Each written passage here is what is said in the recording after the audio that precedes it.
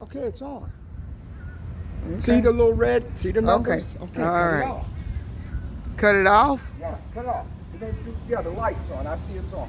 Now, you know how to pull the stick out. If you want to just, if you. I'm good, Vernon. You. Okay, the stick and all that goes out. Okay. Go ahead. Now, you're going to have to get close as you can to there. Okay. Well, like right here when I come out, and my goal is going to be here. Okay. So you're going to walk me. Okay. All right. Once I start, that's it.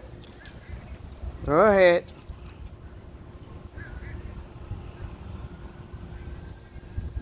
This is Vernon Kearney debut of him doing his Hey, how you doing? This is Vernon Kearney, and you wonder why am I here at this arena? And this arena is empty, but you know what? I'm in the right place at the right time, because this arena is really filled, because I am a life coach and a speaker. And my dream is to speak here. So my dream to come true, I'm trying to put spirits here that I'm familiar with. Seeds. So when I do speak, I'll be familiar here. But that's not here nor there.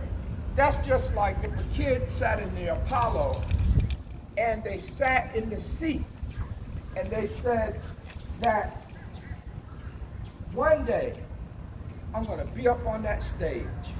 So that's what I'm saying to you, America, and all around the world. One day I'm going to be on this stage speaking to hundreds of thousands of people all up in the trees.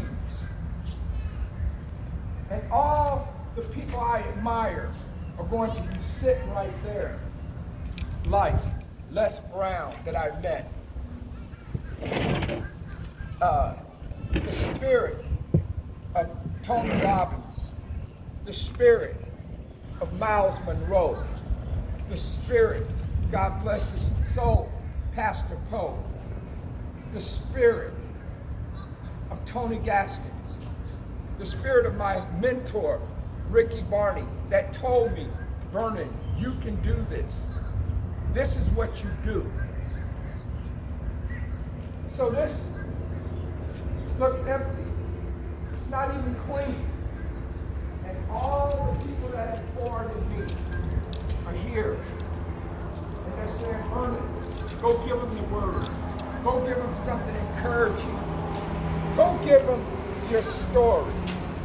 So that's what I came to do today. I came to give my story in this park, where I project that I'm going to speak. You know, I heard Steve Harvey is another person that impacted my life and I listened to.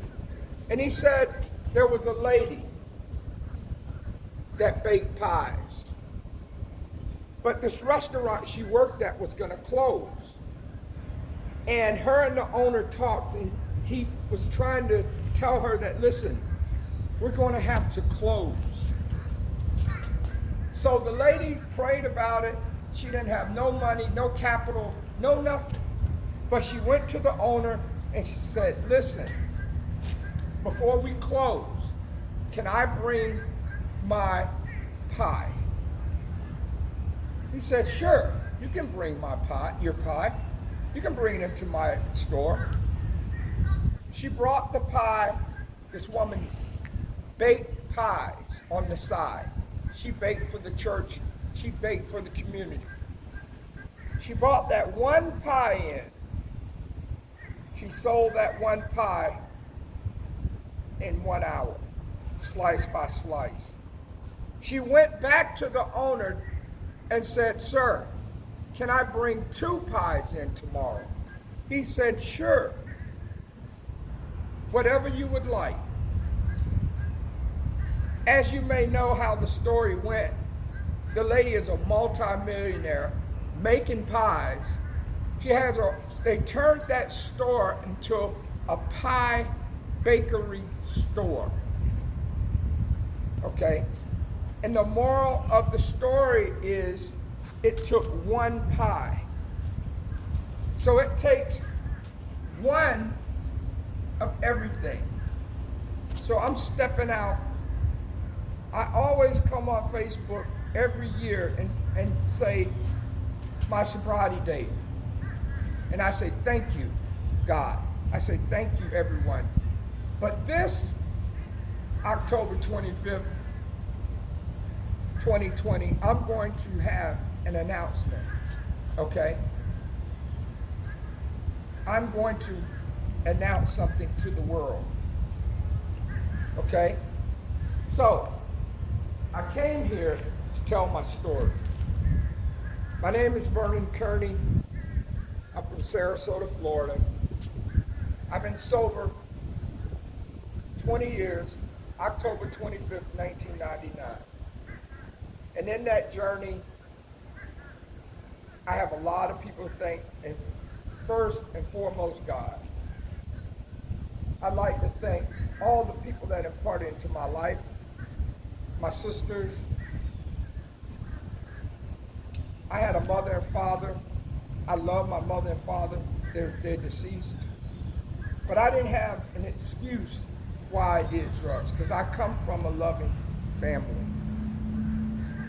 So when I was growing up, I had a nice family life. So when I got into high school, as all other young men, I was curious about things. But when we were young, my dad got us out of the projects. We went to a middle class neighborhood. And in that middle class neighborhood, there was only 2 black families. So I used to play with this little kid. And me and him was playing. And he said, hey, Leroy, come over here. Bring your truck over here. And I never said nothing when he called me Leroy, but my dad was outside, and my dad heard him say, Leroy. So my dad called me and said, Vernon, why does he call you Leroy? He was a white kid. And I said, well, he said that's what his dad told him to call me. He said, what? He said, come on, just leave the toys there. We're gonna go around here and talk to his dad. So we go around there, and my dad says, hey, how you doing? He says, hey, how you doing? The youngins are playing good. So my dad said, we got a problem. He says, what's the problem? What my youngin done did to your youngin? He says, no, it's not like that. He says, your son calls my son Leroy. His name is Vernon. He says, oh, and I told the youngin to call him Leroy. He says, no, we don't do that. My son is named Vernon. That's what he's gonna call him if he wants to play with him. Oh, well, I told my youngin that, hey, that's all I know y'all's names is.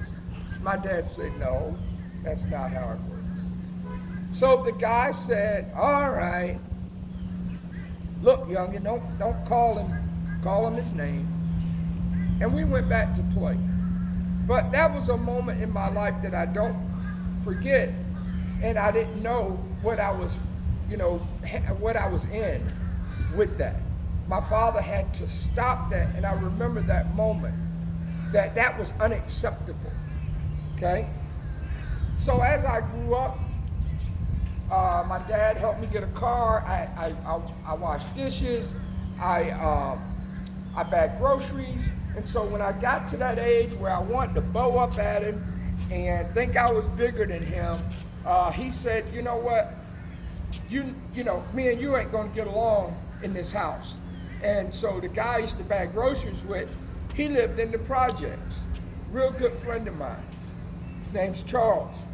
And me and Charles would bag groceries, sweep floors, bring carts in. But Charles did something a little different than me. I would go home, take a shower, go to bed. He would go and sell drugs at night. Now I would wake up, I didn't have as much money as Charles in the morning. And so I said, what are you doing? He said, man, I stay up, we sell drugs. So one night I was curious, couldn't go to bed. I said, man, what are you doing? How do you stay up all night? He says, well, you know, we put this white stuff up our nose and then we can go all night. And so me being a follower, as I was a follower. I had the wrong people around me. Like today, I got the good people around me, my sister. And you got to build a team, but we'll talk about that. But so I followed him. I put that stuff up my nose, but see, he didn't tell me, and I'm not blaming him. Him or nobody else didn't tell me I was going to lose everything putting that stuff up my nose. He didn't say you're going to lose your wife. He didn't say you're going to lose your car. Number one, you're going to lose your dignity. You're going number one again, you're going to fall out with your grace of God. You're going to lose your relationship with God, okay? And he never said that you're going to be going in and out of rehab. So I didn't know the consequences. I have 20 years sober. Somebody asked me, well, how do you handle not use? I said, I can use. I can do drugs today. But just like back then, I couldn't handle the consequences. That's what gets me, the consequences. So I thank God took that desire out. So that's how I got on the road to doing drugs. I was staying up late, making money. I thought I was on the road to financial wealth. And I was on the road to destruction. Okay? That's where I was headed. Pain, misery, rejection, embarrassment. It was all down at the town of no end. And so my life, as I went through my dream job, being a drug dealer, small end drug dealer, I was not a big drug dealer, but I was enough to ruin myself, okay? I think I qualify. So once I lived this life, and I had kids, and lost my wife, we moved. We did that geographical change. We moved from Sarasota after turbulence over in Sarasota. Just turbulence. My sister, you know, they're embarrassed and what are you doing? And I'm stuck up in houses. I'll never forget my mom and my sister was riding around. I was so high from 3 days. I called my sister. She said, where you at? My sister may remember that. She's holding the camera. Her and her mom came and got me. My eyes were big as a quarter. I looked badder than bad. I'll never forget that, but I need to remember that. See, that's 20 years later. I still need to remember that. So, I had a disease that was cunning and baffling. This disease would say, okay, well, you got a job, you got a car, you're maintaining it now, you're juggling it. But see, I have a problem that when alcohol touched my tongue, I changed. I couldn't understand why do I keep ending up 6 in the morning. And one of the worst things you can be as a drug addict is hearing those doggone garbage trucks. That used to kill me. I could do anything, but I'd hear those squeaking of those brakes of those garbage trucks, and I knew I messed up again. See, when that sun, that curtain started coming down, that sun started coming, and you hear those garbage trucks, and see, this world don't stop for you. Mm-hmm. You can get high as a kite. You can get high as you want to get. These people still gonna be going to work. And I used to get mad at them. They're blowing my high. They're waking up when I should have been asleep. But that was my disease. It was cunning and baffling. And I'd hear those garbage trucks, because I know somebody out there can relate. I know you can relate. I know you can relate coming home with no money. I know you can relate not walking out on that field on Father-Daughter Day, and I wasn't there. I was too busy getting high. My daughter's 35 years old and still talks about it, and she has every right. because that's what happened when I was on drugs and alcohol. But anyway, the story is, I had done it for my wife, I done it for my kids, I done it to get out the doghouse, and it didn't work. I went to rehab. I went to rehab about 4 times. My experience in rehab, I wouldn't wish that on nobody. My last time I went to rehab, I seen people walk out their rooms butt naked. I've seen people bang their head on wall where blood gushing out. I have seen people fight over the phone. I've seen people fight over peanut butter and jelly. I've seen a guy try to get into rehab for the last 2 years, pastors, mothers, fathers, sisters signing him in, and an hour later he's taking a chair trying to break the glass to get out. This is the type of disease that we have.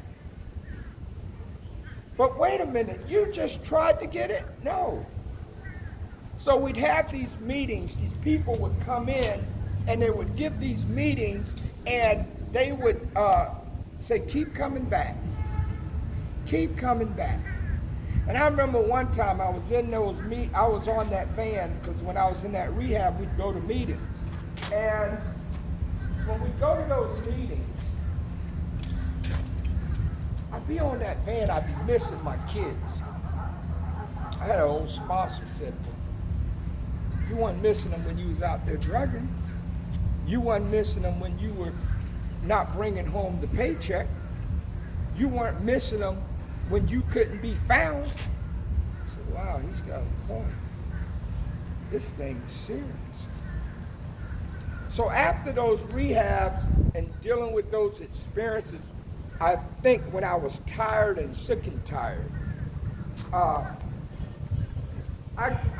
found help. I got a sponsor. I got this guy. See how things come back around. This guy, I would say from my background, he's a good old boy redneck. And he was in the rooms and he had the pointed shoes and pickup truck and he had to spit in his mouth. And I walked up to him because I related to his story. And he said, I said, I need a sponsor. Would you sponsor me? He spit down on the ground. Why you want me? I said, well, I like your story. I think I can relate. What are you willing to do to stay sober? That's what he said to me. Oh, yeah? He says, well, you come back tomorrow night. We'll talk. So I go back the next night. I talk to him. He says, well, I ain't your sponsor, but I'll tell you what to do. Take those chairs and put them down on the floor and we're going to show you how to make coffee. We're going to show you how to help a newcomer. Now I need you to come here 30 minutes before the meeting and 30 minutes after. And that's what I did, because I was tired and sick and tired and I was scared. I didn't want to die at this point. Now, in that time, my ex-wife put a beer in the refrigerator, and I had met these beautiful people from Canada that were sober, okay? And Phil and Sandy. I met Phil and Sandy. They'd come down every summer from Canada because it get too cold. So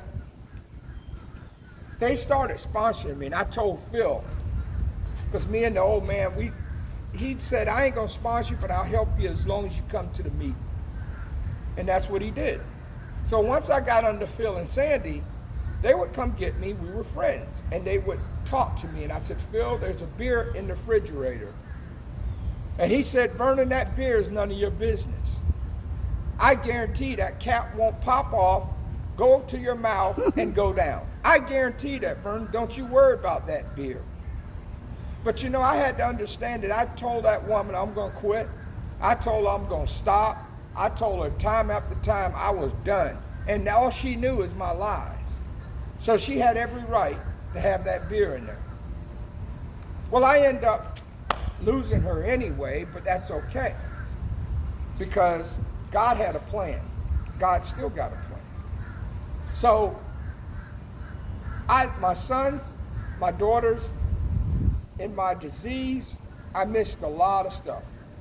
My one son played NFL ball. Both of them played college ball. Never got to see them play. See, I missed all that. But that's okay. You know, life is great now with me and my boys and my daughters. I did take one daughter to modeling and did some things with her as I got sober. I always, paid my support. I've always been responsible since I got sober. And it's been a great life of trying to show them one side of me and the side of me now. So as Phil and Sandy stayed with me, we're still friends to this day. Okay? And so they taught me how to help the newcomer. They taught me how to use my vehicle. Once I got a vehicle, I've seen people in the rooms get cars. I've seen people, when I was a newcomer, I said, hey, I need a job. And my sponsor would say, you do got a job. Go to meetings. That's your job. See, that's all I could do in the beginning. That's all I could do is just go to meetings, put one foot in front of the other. Whatever your meeting is, okay? Whatever it takes, whatever journey you want to take it, one day at a time. So as I took this journey, I helped more people. And I started speaking. They had a speakers meeting. And I tell my story. And people would come up to me. Wow, they'd shake, my family's a witness this. Shake my hand. Hey man, that was great. I was feeling you. I was feeling your story. I can relate. And my sponsor used to tell me, you could be a speaker. And I never thought about it. And I love speaking. I love helping people. I love volunteering. And so that's one of the things that I started doing. The program taught me how to give back. I was listening to someone, he says, if God gave you a gift, now you got to give the gift back. And that's what I'm telling you, America. I'm ready to give my gift back through speaking and coaching. So now I have a mentor. And this is one of the things by following directions. And the same thing I had to learn in the room, follow directions. 90 meetings in 90 days. The meeting before the meeting, the meeting after the meeting. That's how I learned to come to work on time. Because my sponsor used to always make me come 30 minutes early. That's how I learned patience and tolerance. Listening to people that I've heard their story 100 times. But my sponsor taught me to just listen.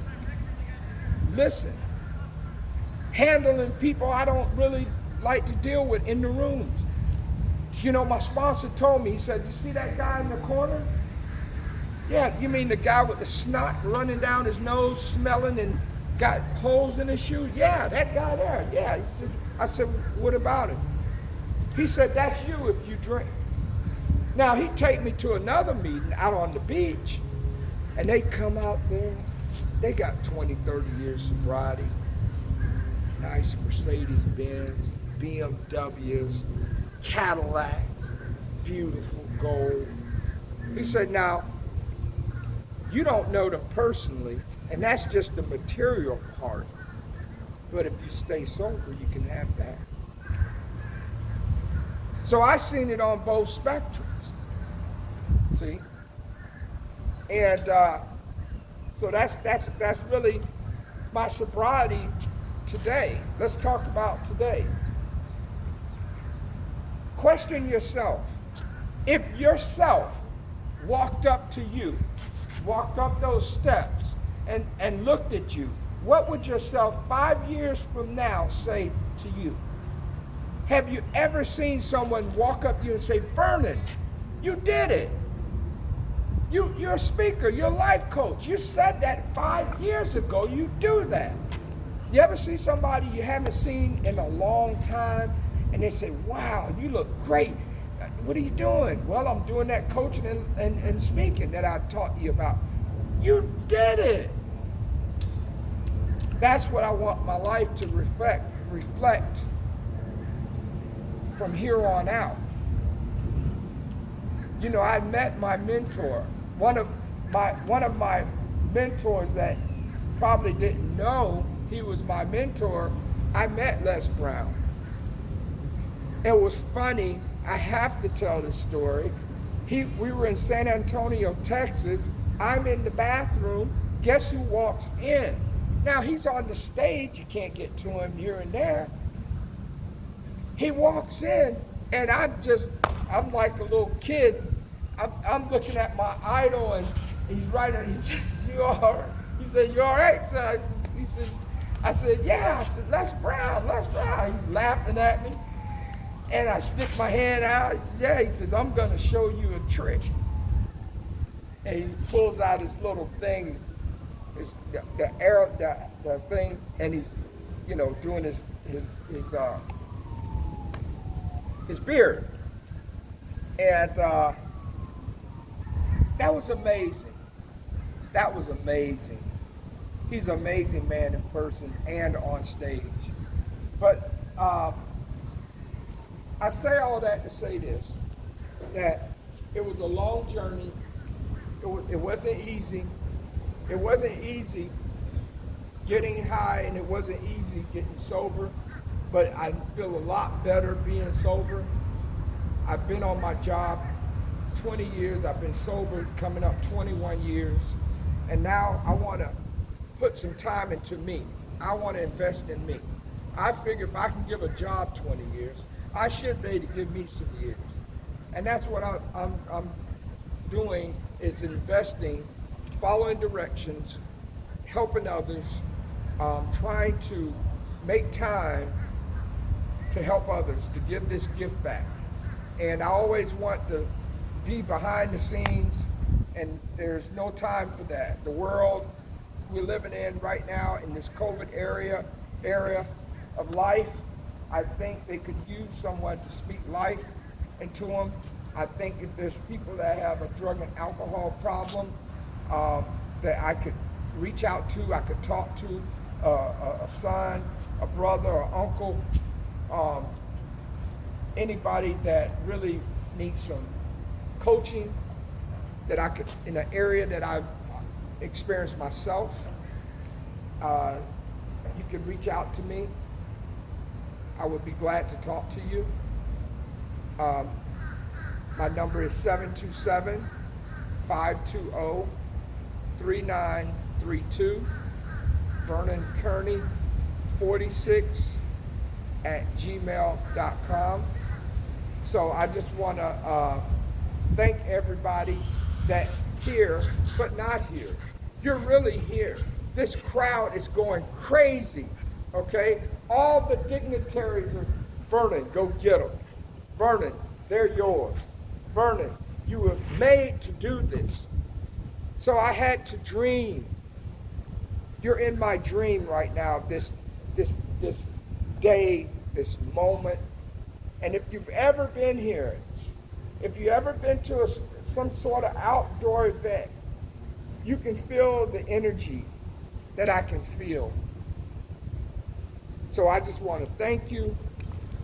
I appreciate you, and I want you to live your best life. Thank you. And you can find him on Facebook. Thank you.